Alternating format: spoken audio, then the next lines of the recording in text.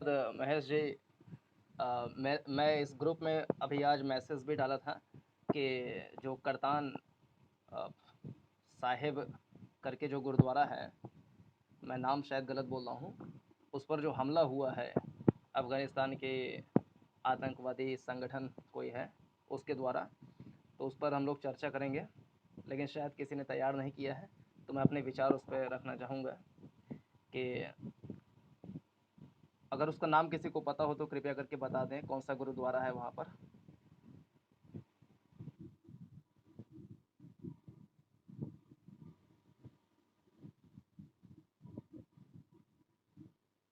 हैं। तो अफ़गानिस्तान का एक गुरुद्वारा है, वहाँ पर गुरुद्वारा था जिस पर वहाँ के एक आतंकी संगठन ने हमला कर दिया और उसको तोड़ दिया।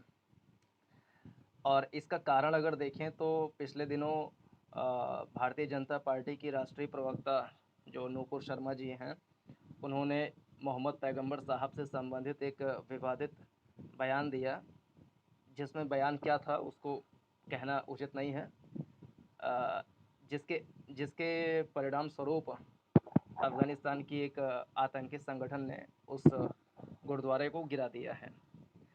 और अगर अफ़गानिस्तान की बात करें तो पाकिस्तान के ठीक पश्चिम में देश पड़ता है और वहाँ पर पिछले 1 डेढ़ साल से लगातार तालिबानी संगठन का जो आक्रमण है या जो गलत रवैया है वो देखने को मिलता है।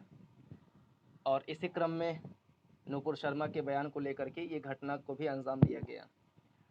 अफ़गानिस्तान को देखें प्राचीन समय से, तो वहाँ पर इस प्रकार की धार्मिक असहिष्णुता नहीं होता था, क्योंकि सिंधु घाटी सभ्यता की बात करें तो उसका प्रसार जो है अफ़गानिस्तान तक जाता था, वहाँ से व्यापार होता था।